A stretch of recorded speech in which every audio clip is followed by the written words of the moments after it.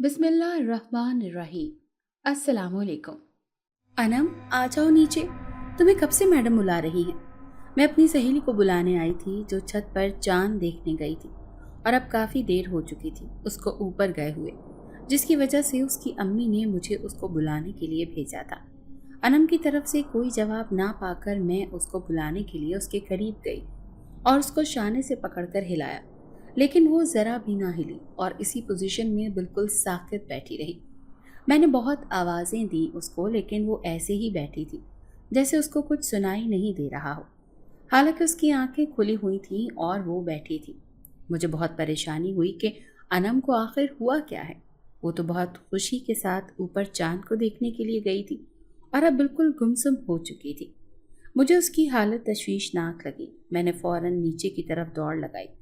जब उसके वालिदैन को पता चला तो वो फ़ौरन से पेशतर ऊपर दौड़े हुए आए। परेशानी उनके चेहरे से साफ वाज़ेह थी। उन्होंने भी उसको बहुत आवाज़ें दी थीं ताकि वो होश में आए और हरकत करे। उसकी अम्मी ने उसको झंझोड़ा भी और रोते हुए उससे इल्तिजा कर रही थी कि उनके साथ ऐसा मजाक ना करो और उनसे बात करो, लेकिन वो नहीं जानती थी कि ये कोई मजाक नहीं था और ना कोई इतनी मामूली बात थी।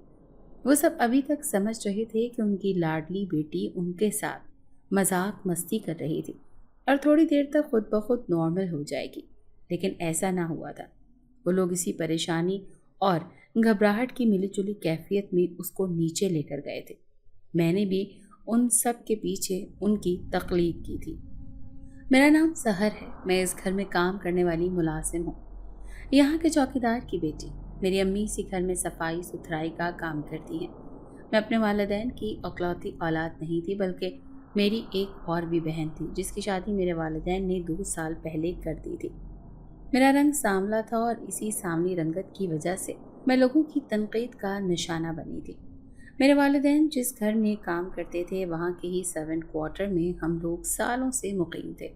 इस घर के मालिकान की एक बेटी थी जिसका नाम अनम था और वो उन लोगों की अकलौती और लाडली बेटी थी। बेइंतहा मोहब्बत और चाहत उसको बचपन से ही सबसे मिली थी और जबकि उसके बरक्स मुझे नहीं याद पड़ता कि किसी ने आखिरी बार कब मुझे प्यार भरी नज़रों से देखा हो और मेरे लाड उठाए हों। मैं और अनम बचपन से सहेलियां थीं।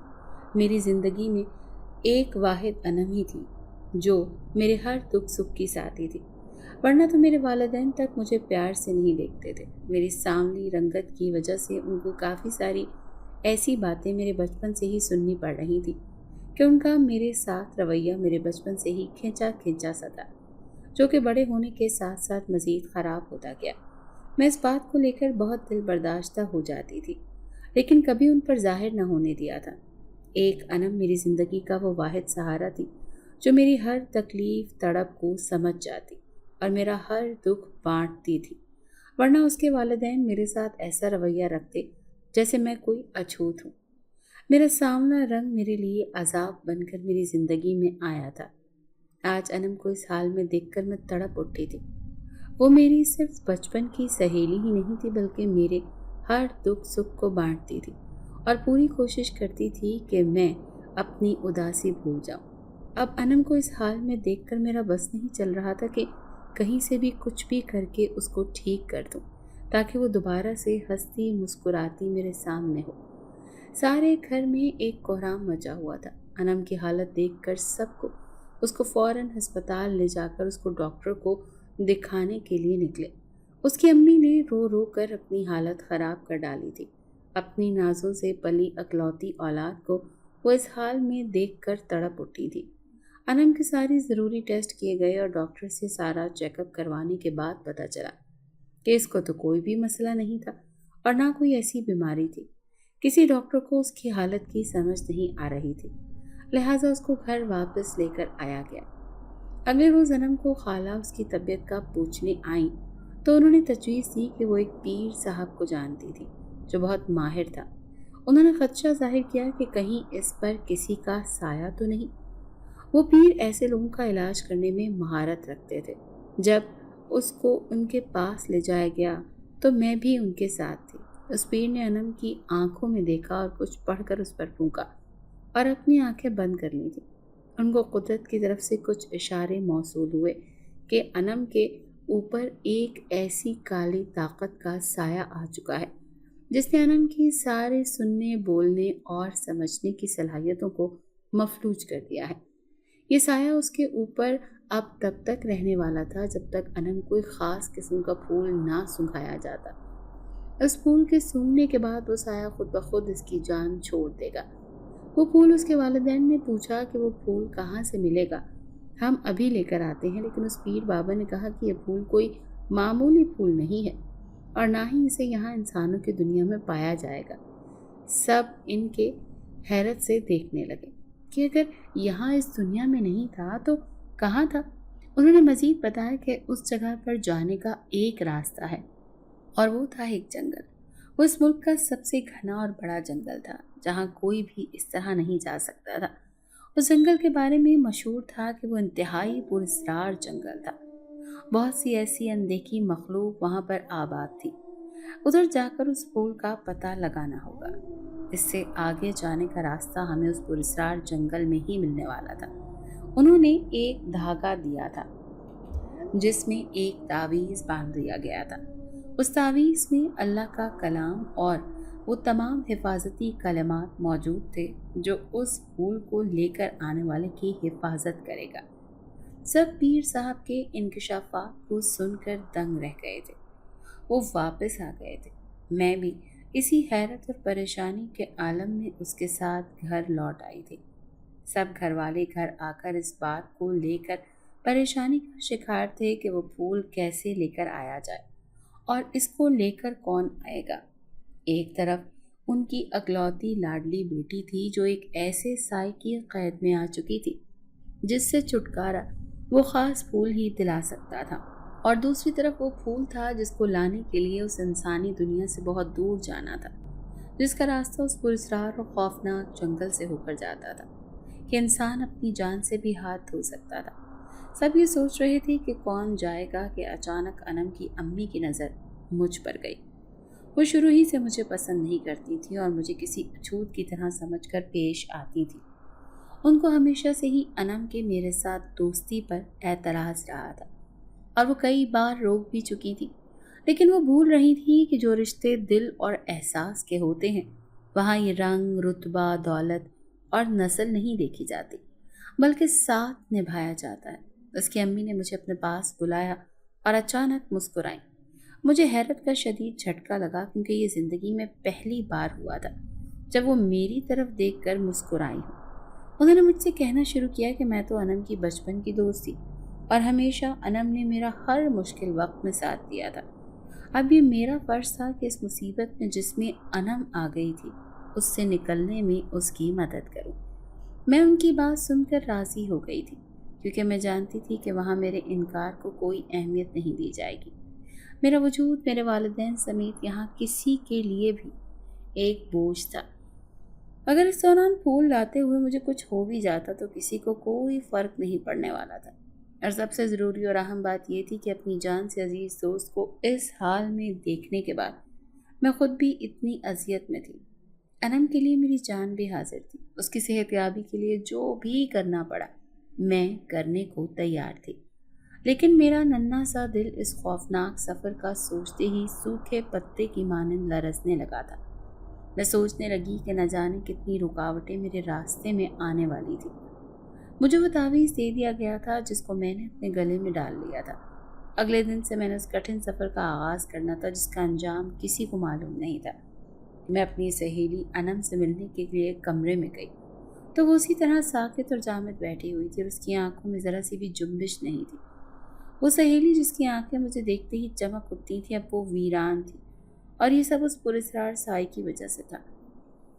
میں نے اس کو کس کر اپنے گلے لگایا اور اس کے سر پر پیار کر کے اپنے کمرے میں آ گئی۔ ساری رات میں لیٹ کر سوچتی رہی کہ کیا کل ہونے والا تھا۔ میری امی نے ایک بستے میں میرے لیے کچھ ضروری سامان رکھ دیا تھا۔ اس میں پانی کی بوتل اور کھانے کی چند چیزیں تھیں اور ایک رومال تھا۔ ساری رات انہی سوچوں اور الجھنوں میں کب میری آنکھ لگی مجھے علم ہی نہ ہو سکا۔ اگلا دن اپنے ساتھ بہت سے نئے راز لے کر روشن ہوا تھا۔ صبح سویرے ہی میری آنکھ کھل گئی تھی۔ فجر کی نماز ادا کر کے میں نے اللہ سے ڈھیروں دعائیں کی تھی اور اس کے بعد کچن کا رخ کیا تاکہ اپنی امی کے ساتھ کام میں مدد کروا سکوں۔ नाश्ते वगैरह से फारिग होकर वो लोग अब सोच रहे थे कि किस वक्त निकला जाए। अनम के वालिद ने तजवीज़ पेश की कि अगर अभी सुबह ही रवाना हो जाएं तो उस घने जंगलात तक पहुंचने में दोपहर हो जानी थी। वहाँ से आगे का सफ़र मुझे अकेले ही करना था और उस ख़ास फूल को लाने का रास्ता भी खुद ही तलाश करना था, फिर चाहे उसमें कितनी ही तकलीफ़ें मुझे झेलनी पड़ती। मैंने अपना सामान लिया और अनम के वालिद की गाड़ी में बैठकर सवार हो गई।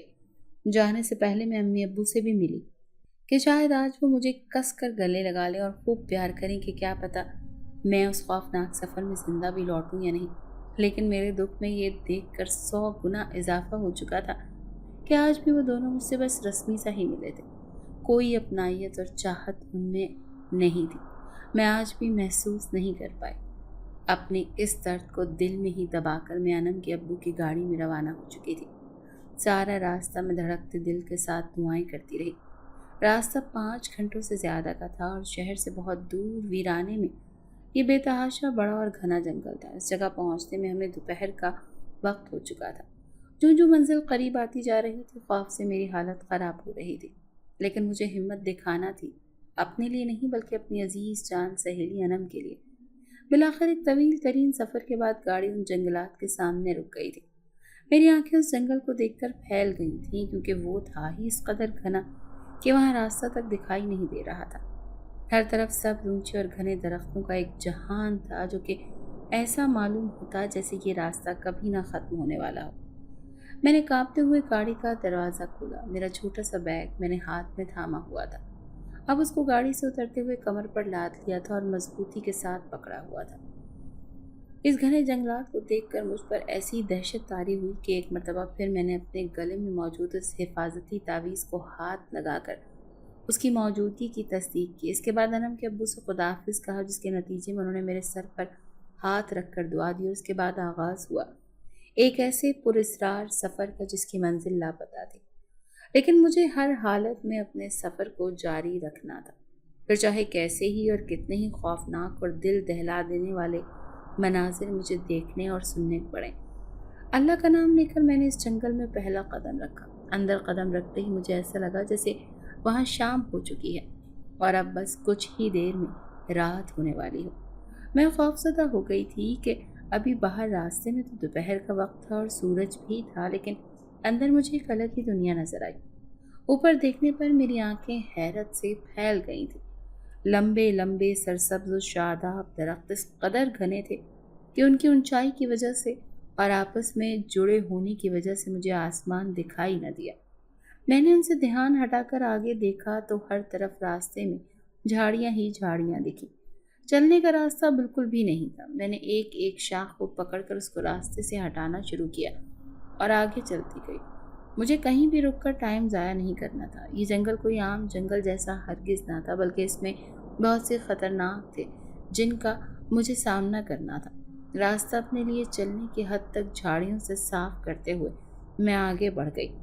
मुझे नहीं पता था कि मुझे कहाँ जाना है, बस सीधी मैं आगे की तरफ रवाना थी। अभी मैं मज़ीद आगे चलने के लिए रास्ते से खारदार पत्तों को हटाने के लिए झुकी ही थी कि मुझे महसूस हुआ जैसे कोई मेरे पाँव पर रेंग रहा है। डर के मारे मैंने फ़ौरन चीख मारी। उस जगह हाथ मारकर झाड़ा तो वो एक छोटा सा कीड़ा था जो कि सुर्ख रंग का था। वो मेरी टांग से बिल्कुल चिपक चुका था। मैं खौफ से नीली पड़ चुकी थी क्योंकि वो कीड़ा मुसलसल रेंग रहा था और ऐसा लग रहा था कि उसने मेरे पाँव पर सुराख कर रखी थी और वहाँ से मेरा खून चूस रहा था।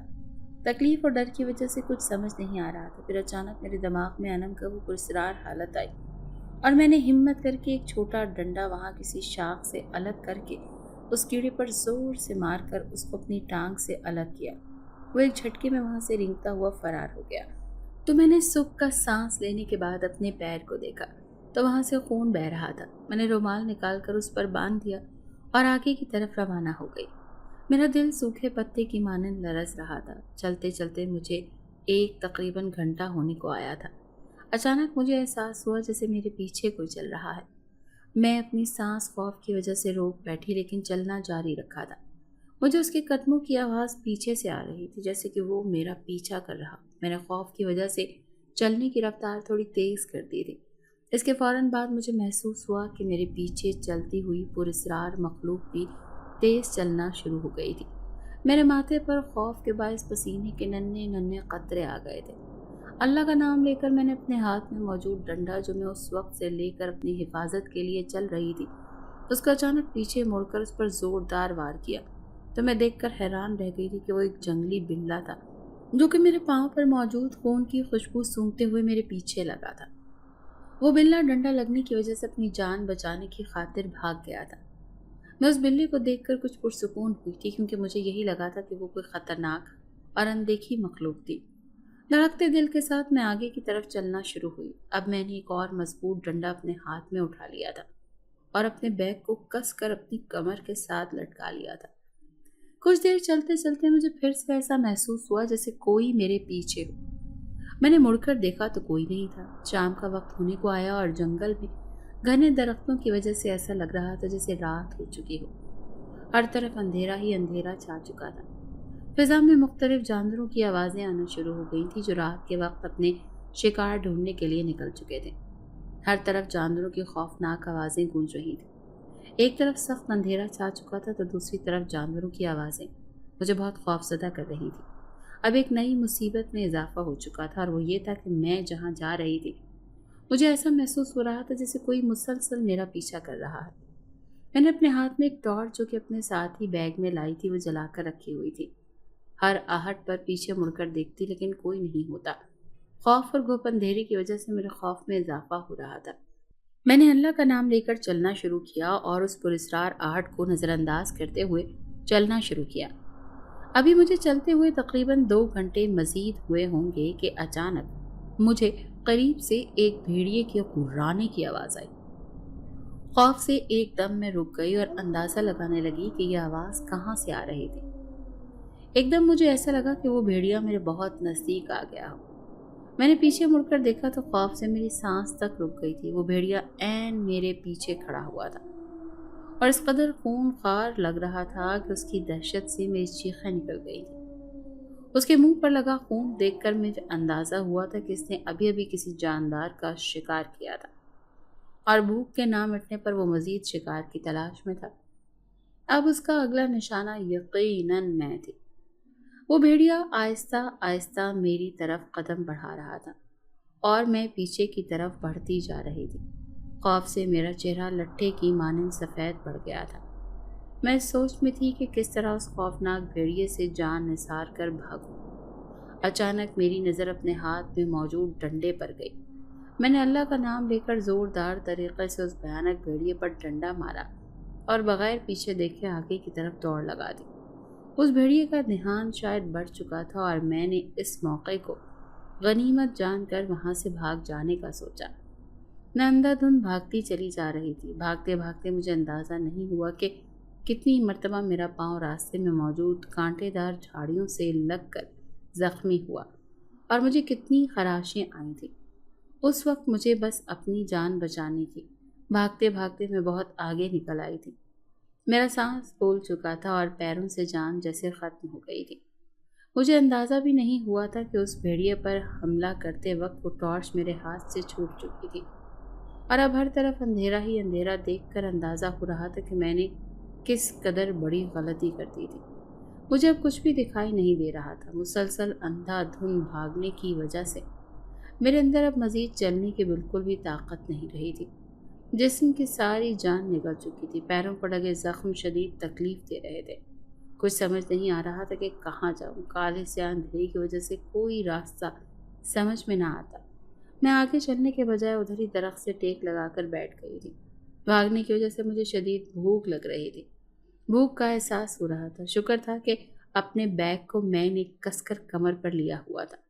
میں نے اس کو فوراً کھولا اور اس میں سے امی کا رکھا ہوا ایک پراٹھا نکال کر کھانا شروع کر دیا۔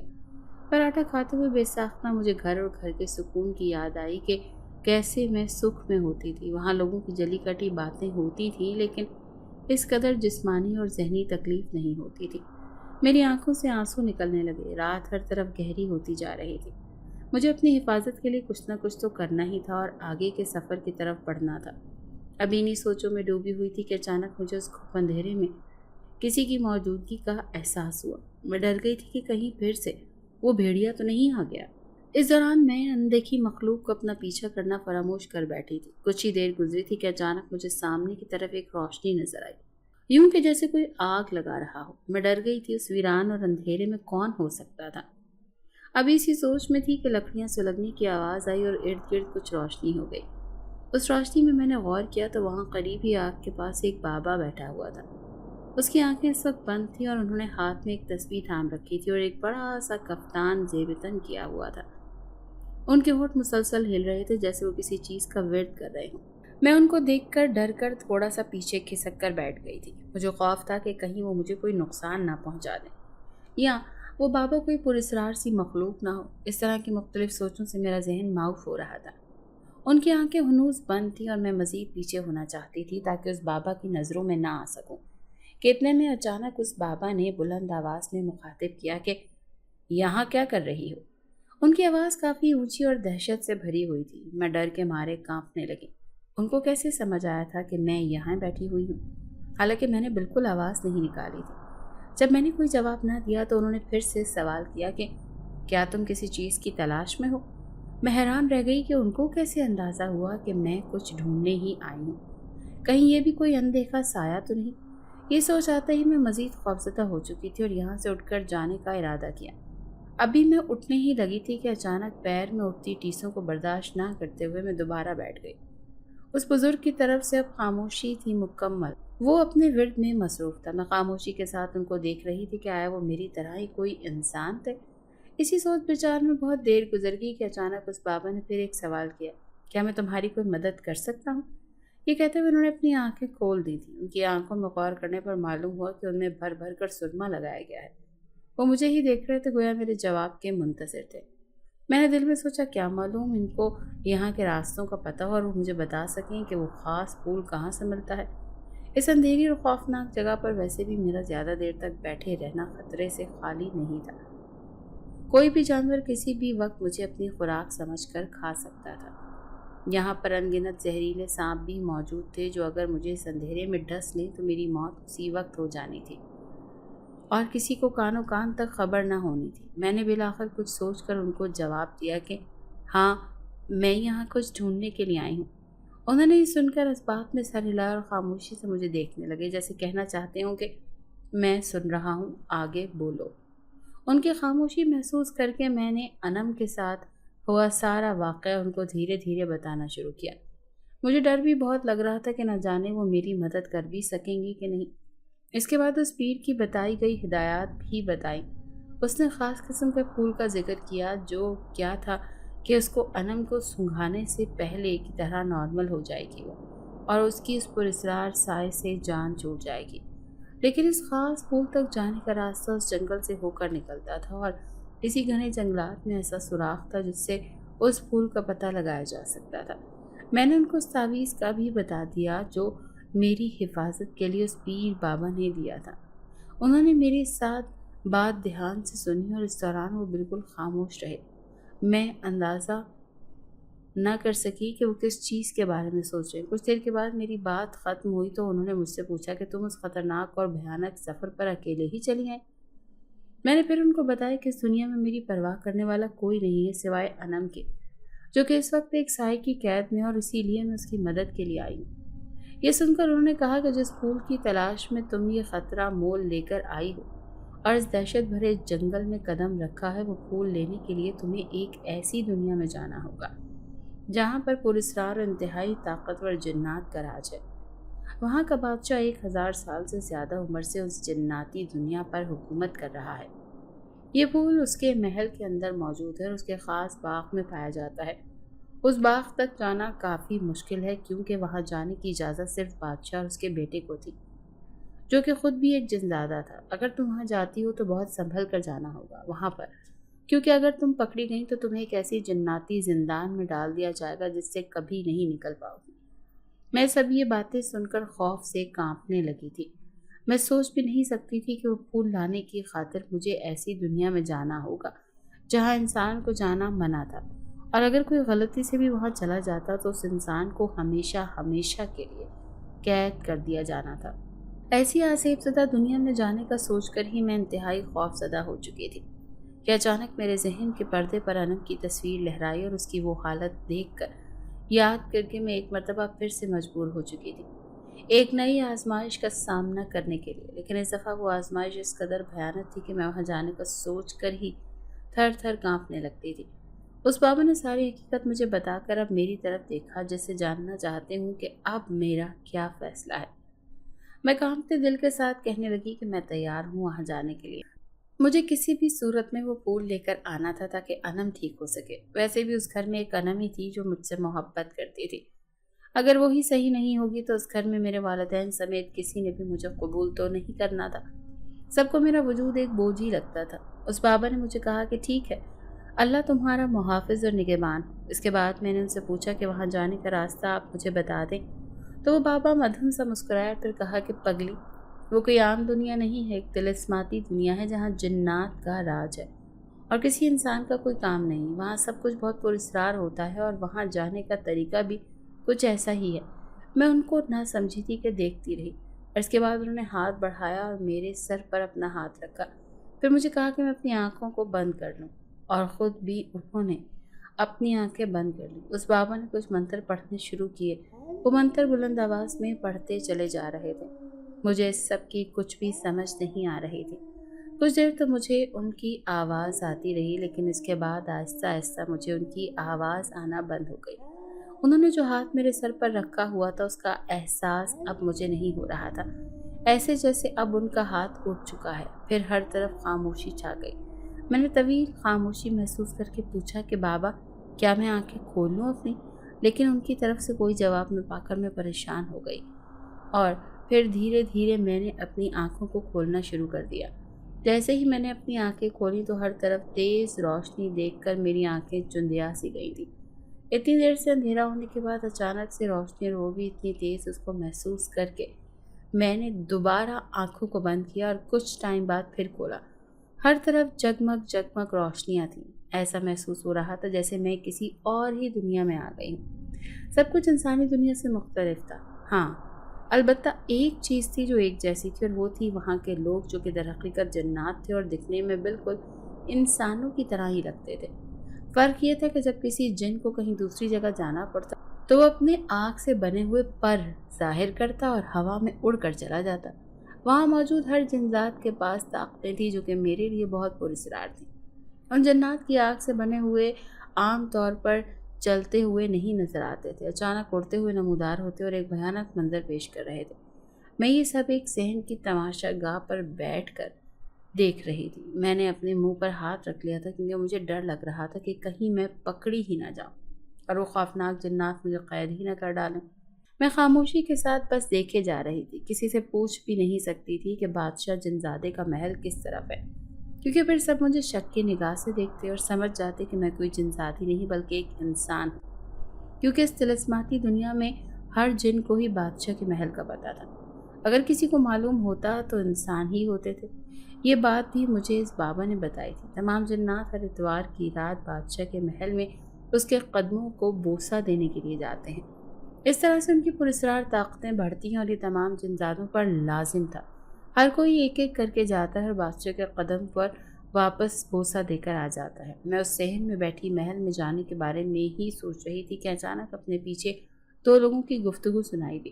وہ ایک دوسرے سے کہہ رہے تھے کہ جلدی محل چلو ورنہ دیر ہو جائے گی اور قدم بوسی کا وقت نکل جائے گا، جس کے بعد محل کے دروازے اگلے ہفتے تک بند کر دیے جائیں گے۔ میں اس سوچ میں تھی کہ مجھے جو بھی کرنا تھا آج اور ابھی ہی کرنا تھا، ورنہ دیر ہو جانی تھی اور مجھے اگلے ہفتے تک کا انتظار کرنا پڑنا تھا، جو کہ میری جان کے لیے خطرہ ثابت ہو سکتا تھا۔ میں نے آہستہ آہستہ ان دونوں جنزادوں کے پیچھے چلنا شروع کر دیا۔ وہ دونوں تو اچانک اپنی آنکھ کے پروں کے ذریعے اڑنے لگے، لیکن میں مجبوراً تیز تیز ان کی تقلید میں چلنے لگی۔ میں خوفزدہ بھی تھی کہ کہیں کسی کو میرے چلنے رہنے پر شک نہ ہو جائے، لیکن شکر تھا کہ کسی کو بھی جن کا دھیان میرے چلنے پر نہ گیا۔ بالآخر کچھ ٹائم کے بعد وہ دونوں جنزاد ایک عالی شان محل کے سامنے جا کر زمین پر اتر گئے۔ ان کے جادوئی پر اترتے ہی طلسماتی طور پر غائب ہو گئے۔ یہ منظر بہت ہی خوفناک تھا کیونکہ ان پروں سے کچھ آگ کے شعلے نکل رہے تھے۔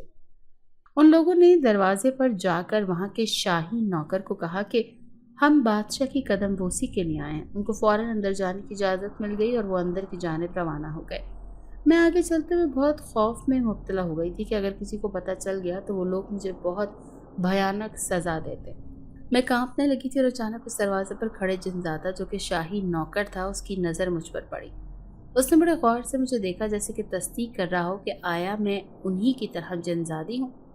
मैं उसके देखने से खौफज़दा हो गई और उसकी आंखों का रंग सुर्ख था, जो कि बहुत डरा देने वाला था। फिर उसने मुझे मुखातिब करके पूछा कि क्या काम है, क्यों यहाँ बुत बनी खड़ी हो। उसको शायद मालूम ना हो सका मेरी हकीकत का।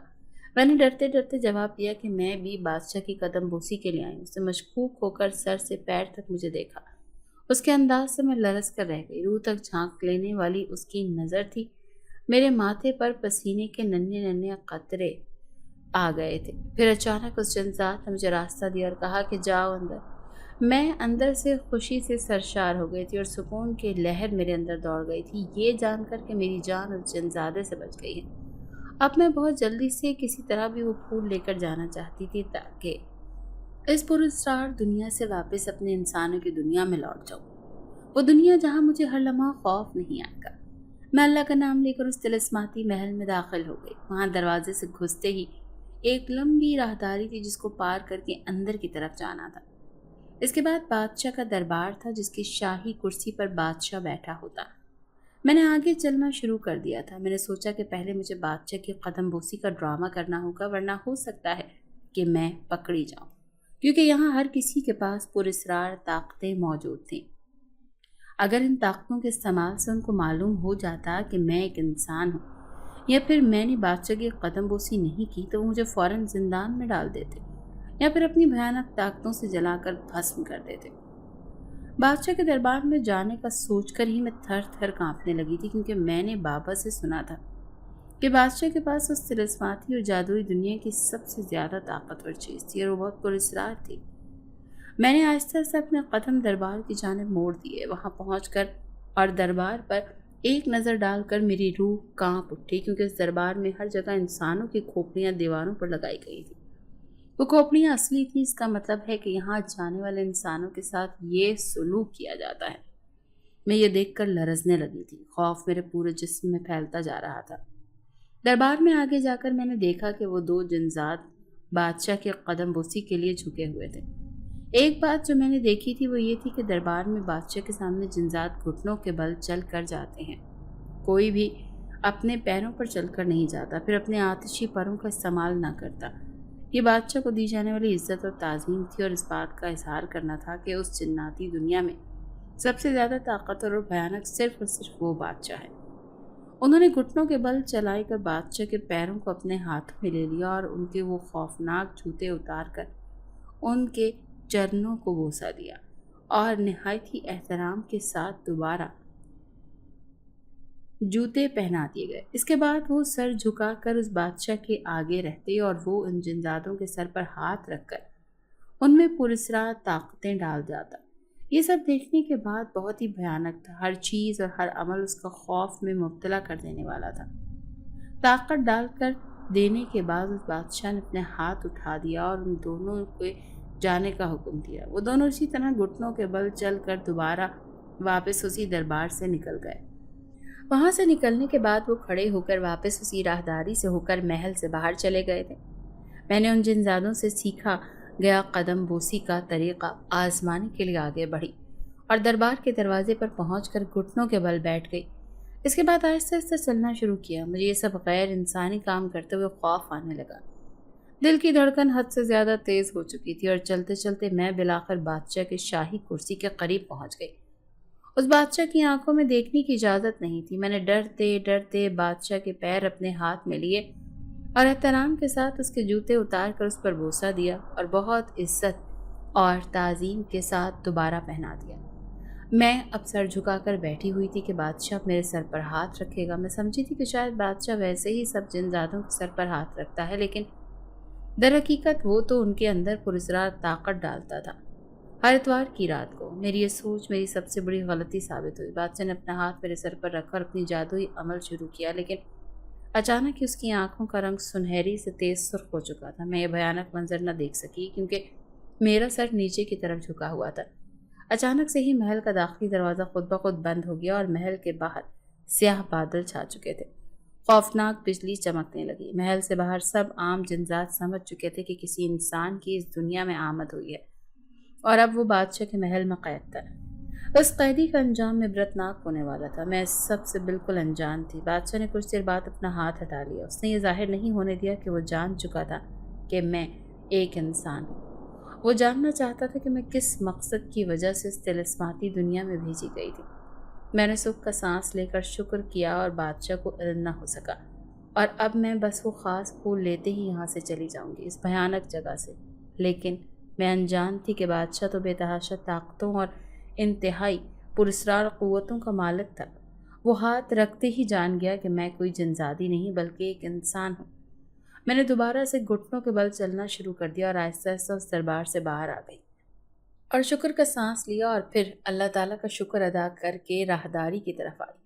وہاں سے سیدھا داخلی دروازہ جاتا تھا، جبکہ بائیں جانب بادشاہ کا شاہی باغ تھا، جہاں سے مجھے وہ جادوئی پھول توڑ کر لے کر جانا تھا۔ اب میں اپنی منزل کے بہت قریب تھی۔ میں نے راہداری سے جاتے ہوئے ادھر ادھر دیکھا تو کوئی بھی نہیں تھا، لیکن میں بے خبر تھی کہ یہ سب ایک جال تھا جو بادشاہ کے حکم پر بچھایا گیا تھا مجھے قید کرنے کے لیے۔ میں بائیں مڑ گئی۔ تھوڑا سا آگے جا کر میری آنکھیں چندیا گئی تھیں، کیونکہ وہ شاہی باغ ایسا لگتا تھا کہ جنت میں آ گئے۔ ہر طرف ہریالی ہی ہریالی تھی اور ایک طرف صاف شفاف جھیل تھی جو دوسری طرف درختوں کا انبار تھا۔ وہ اس قدر خوبصورت تھا کہ دیکھنے سے ہی دل کو راحت مل جائے۔ ان درختوں پر ہر طرح کے پھول لگے ہوئے تھے۔ انہی درختوں کے ایک طرف بے تحاشا حسین پودے لگے ہوئے تھے جن پر ہر رنگ کے پھول لگے ہوئے تھے۔ میں اس باغ کی خوبصورتی دیکھ کر کھو چکی تھی اور یہ بات بھول گئی تھی کہ یہاں کس مقصد سے آئی تھی۔ ابھی میں یہ سب پودے دیکھ ہی رہی تھی کہ اچانک میری نظر ایک خاص قسم کے پھول پر پڑی اور مجھے ایسے لگا جیسے مجھے میری منزل مل گئی تھی۔ لیکن میں بیوقوف نہیں جانتی تھی کہ اصل منزل تو ابھی بہت دور تھی۔ ابھی میں اس پھول کو توڑنے آگے جانے ہی والی تھی کہ اچانک میرے اوپر ایک طلسماتی جال آ گرا۔ وہ جال ہوا سے آیا تھا۔ کسی اندیکھی طاقت نے اسے میرے اوپر پھینکا تھا مجھے قید کرنے کے لیے۔ مجھے اندازہ بھی نہیں ہوا اور میں بادشاہ کے ظالم قید میں آ گئی تھی۔ وہ جال خود بخود میرے گرد لپٹ گیا اور ہوا میں اوپر ہوتا گیا۔ میں خوف سے سفید پڑ گئی تھی۔ اچانک یہ احساس ہونے لگا کہ میں قید ہو گئی تھی۔ میں نے چلانا شروع کر دیا، لیکن فی الحال میری فریاد سننے والا وہاں کوئی نہیں تھا۔ مجھے اس طلسماتی جال کے ذریعے دوبارہ سے دربار میں لایا گیا۔ اسی دربار کو دیکھ کر اندازہ ہوا کہ وہ بادشاہ اسی وقت میری حقیقت جان چکا تھا، لیکن میں بے خبر رہی اور پھر میں اس باغ میں چلی گئی تھی۔ اس دربار میں لا کر مجھے اس جال سے زمین پر پٹخ دیا گیا کیونکہ وہ جادوئی جال غائب ہو گیا تھا۔ وہ بادشاہ اچانک سے خود بخود دوبارہ اس کی کرسی پر آ گیا۔ اس بادشاہ نے اپنی تیز آواز میں مجھ سے پوچھا کہ کس لیے یہاں آئی ہو اور تمہیں کس نے بھیجا ہے۔ میں نے ان کو اپنا اصل مقصد لفظ بہ لفظ بتا دیا۔ انہوں نے کہا کہ تم جھوٹ بول رہی ہو، تمہیں اس کی بھیانک اور عبرتناک سزا دی جائے گی۔ میں سزا کا سنتے ہی تھر تھر کانپنے لگی اور چہرہ سفید پڑ چکا تھا۔ اس بادشاہ کے چہرے سے غضب صاف جھلک رہا تھا۔ ابھی بادشاہ مزید کچھ کہتا کہ اچانک ایک اندھے کا اعلان ہوا کہ شہزادہ گلزار تشریف لا رہے ہیں۔ میرے خوف میں اضافہ ہو چکا تھا یہ جان کر کہ اب ایک اور جنزاد آ رہا ہے۔ یقیناً یہ دونوں مجھے بہت ہی خوفناک سزا دیں گے یا پھر جلا کر بھسم کر دیں گے۔ ابھی میں یہی سوچ رہی تھی کہ اچانک دربار میں ایک اونچا لمبا اور انتہائی سفید رنگت کا حامل ایک نوجوان جنزادہ داخل ہوا۔ اس کی آنکھیں دیکھ کر میں حیرت کا شکار ہوئی جو کہ بالکل ویران تھی۔ میں سوچنے لگی کہ اتنا طاقتور بادشاہ کا بیٹا ہو کر اس کی آنکھوں کا رنگ اس قدر بے جان کیوں تھا، جبکہ اس بادشاہ کی آنکھیں غضب سے سرخ ہو رہی تھیں۔ اچانک اس جنزاد کی نظر مجھ پر پڑی تو وہ قدرتی طور پر ساکت رہ گیا۔ جو بھی بات وہ بادشاہ سے کہنے آیا تھا وہ کہہ نہ پایا۔ اس کی زبان کو گویا تالا لگ چکا تھا۔ بادشاہ نے جب شہزادے کو دیکھا کہ وہ مجھے یک ٹک دیکھے جا رہا تھا تو وہ حیران ہوا۔ میں کوئی اتنی حسین و جمیل نہ تھی کہ کوئی مجھے یوں محویت سے دیکھتا، لیکن اس جنزاد کا یوں دیکھنا ضرور کوئی تو وجہ تھی۔ بادشاہ نے جب غور کیا تو وہ شہزادے کی آنکھوں کو دیکھ کر دنگ رہ گیا، جن کی ویرانی آہستہ آہستہ کم ہوتی جا رہی تھی اور وہ سرخ ہو رہی تھی جیسے کہ بادشاہ کی تھی۔ اس کی آنکھوں میں وہ چمک لوٹ رہی تھی جو جادوگرنی کی بد دعا سے غائب ہو چکی تھی۔ بادشاہ نے فوراً اپنی شاہی جادوگر سامری کو بلایا جو کہ خود بھی ایک جنزاد ہی تھا۔ وہ دربار میں آیا اور اس دوران شہزادہ اپنی نشست پر جا کر بیٹھ چکا تھا، لیکن وہ اب بھی مجھے ہی دیکھے جا رہا تھا۔ اس جنزاد کی نظروں سے مجھے گھبراہٹ ہونے لگی تھی۔ اب میری سمجھ سے باہر تھا کہ یہ سب کیا ہو رہا ہے۔ جب سامری جادوگر اپنا ایک مخصوص آئینہ لے کر آیا تو اس نے اس میں آئینے کے سامنے کچھ منتر پڑھ کر مجھے کھڑا کیا اور ایک پراسرار سچ جان کر حیران رہ گیا۔ اس کے چہرے پر خوشی کی لہر دوڑ گئی۔ بادشاہ نے جب پوچھا کہ کیا معاملہ ہے تو اس نے بادشاہ کو خوش ہوتے ہوئے بتایا کہ سرکار، جس انسانی لڑکی کی تلاش میں آپ پچھلے 25 سال سے تھے، آج آپ کی وہ تلاش ختم ہوئی۔ یہی وہ لڑکی ہے جس سے شہزادی کی شادی کروا کر شہزادے کو ان کی ساری طاقتیں واپس مل جائیں گی جو کہ اس جادوگرنی کی بد دعا سے چھین لی گئی تھی۔ بادشاہ نے جب سنا تو اس کے چہرے پر بے تحاشا خوشی کی لہر دوڑ گئی۔ اس نے مجھے مہربان مسکراہٹ سے دیکھا، جبکہ مجھے ایسا لگا کہ میں زلزلوں کی زد میں آ گئی تھی۔ ایک انسان اور ایک جنزات کی شادی کیسے ممکن تھی؟ اس سامری جادوگر نے کہا کہ ہو سکتا ہے۔ اس کے بعد میں نے ایک حیرت انگیز نظارہ دیکھا جس کو دیکھتے ہی میں ساکت رہ گئی تھی۔ مجھے تو اپنی آنکھوں پر یقین نہیں آ رہا تھا۔ اس بادشاہ نے میرے آگے ہاتھ جوڑے ہوئے تھے، اور وہ بادشاہ جو اس پورے جنات کی دنیا کا حکمران تھا اور جس کے ایک اشارے پر سب اس کے آگے جھکتے تھے، آج وہ بادشاہ میرے آگے ہاتھ جوڑ رہا تھا۔ اس نے مجھ سے اس بات کی یقین دہانی کروائی تھی اور پھر قسم کھائی تھی کہ وہ مجھے اس محل میں ایک شہزادی کی طرح رکھے گا۔ میں کہ جس کو آج تک کبھی بھی پیار نصیب نہیں ہوا تھا اور نہ کبھی مجھے مان ملا تھا، اتنی عزت اور اعزاز کو دیکھ کر بالآخر میں راضی ہو ہی گئی، کیونکہ اس گھر میں ویسے بھی سب مجھ سے جان ہی چھڑانا چاہتے تھے۔ تبھی مجھے ایک ایسی بھیانک دنیا میں بھیجا گیا جہاں سے واپسی تقریباً ناممکن تھی، لیکن پھر بھی انہوں نے مجھے بھیج دیا۔ اس بات کا یہی مطلب تھا کہ وہ مجھ سے جان خلاصی چاہتے تھے۔ اگلے روز ہی شادی کا بندوبست شروع کیا گیا تھا اور ایک ہفتے کے اندر اندر میں اس طلسماتی دنیا کے شہزادے کی بیوی بن گئی تھی۔ اس شہزادے کی ساری طاقتیں واپس لوٹ آئی تھیں۔ بادشاہ نے میری گزارش پر وہ خاص پھول اپنے ایک جنزاد نوکر کے ذریعے اننت تک پہنچا دیا تھا، جس کو سونگتے ہی وہ نارمل ہو گئی تھی۔ اگر آپ کو آج کی ہماری کہانی پسند آئی ہے تو اسے لائک کیجیے اور اپنے پیاروں کے ساتھ شیئر کیجیے۔